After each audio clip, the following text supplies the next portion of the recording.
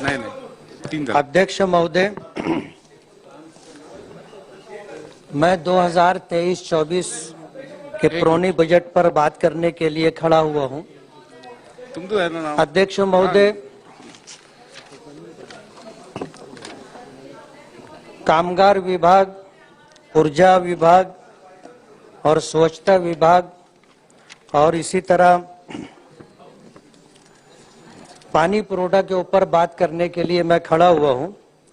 Sir, Malegaon एक ऐसा शहर है जहां पावरलूम है, उद्योग है, और इस मौके पर मैं आपको ये बताना चाहता हूं कि मालेगांव शहर में पावरलूम को लेकर के जितने मजदूर उससे रिलेटेड हैं, चाहे पावरलूम मजदूर तराशन चलाने वाले हों या साइजिंग में काम करने वाले हों या इसी तरह और भी इस सनत से जुड़े हुए जो लोग हैं, उनके लिए सरकार की तरफ से कोई ऐसी स्कीम नहीं है कि उनको जो है इलाज और मुआवजे की कोई सहूलत मिले, उनके बच्चों को तालीम के लिए कोई अच्छा मौका मिले, सरकार की तरफ से मदद मिले।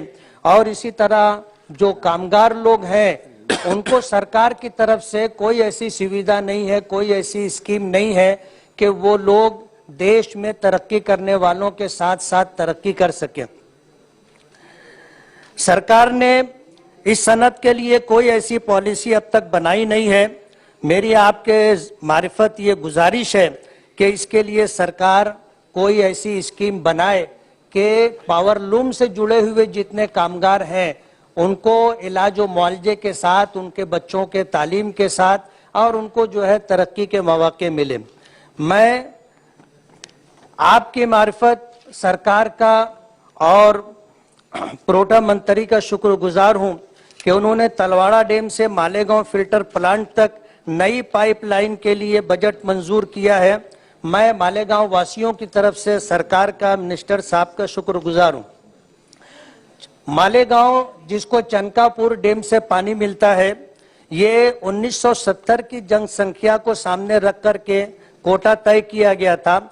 आज 50 साल में मालेगांव की आबादी 1970 के मुकाबले में बहुत आगे बढ़ चुकी है और कोटा वही है जो 1970 में मंजूर किया गया था। मेरी आपके मार्फत सरकार से ये गुजारिश है कि इस कोटे में इजाफा किया जाए। मालेगांव वालों को कारपोरेशन की तरफ से नलों में जो पानी दिया जाता है वो 1 दिन या 2 दिन नागे से दिया जाता है, लेकिन नल पट्टी पूरा साल भर पानी दिया जाता है, उस हिसाब से वसूल की जाती है और हर साल 5% जो है पानी पट्टी का इजाफा होता है। महाराष्ट्र भर में बड़े बड़े शहरों के मुकाबले में मालेगांव वालों से जो पानी पट्टी वसूल की जाती है वो बहुत ज्यादा है। इस सिलसिले में सरकार को इस तरफ तवज्जो देनी चाहिए। आज इस मौके पर आपने मुझे कहने का मौका दिया। मैं आपसे ये कहना चाहता हूं कि महाराष्ट्र के अंदर पूरे देश के मुकाबले में बिजली सबसे ज्यादा महंगी है। महाराष्ट्र के अंदर जो कपड़ा तैयार होता है या जो चीजें तैयार होती हैं और उनको उनमें बिजली इस्तेमाल होती है, उनकी कास्ट और उस पर खर्च ज्यादा आता है, जबकि दूसरे स्टेट के मुकाबले में वहां जो चीजें बनती हैं वो महाराष्ट्र के मुकाबले में लोगों को सस्ती पड़ती है। तो बिजली जो है दर जो महाराष्ट्र के अंदर सबसे ज्यादा है, सरकार को इस पर तवज्जो देनी चाहिए। और इसी तरह दूसरी स्टेट के अंदर वहां के रहने वालों को जो 100, 200 और 300 यूनिट बिजली फ्री दी जाती है, महाराष्ट्र के अंदर भी महाराष्ट्र वासियों को जो है 200 यूनिट बिजली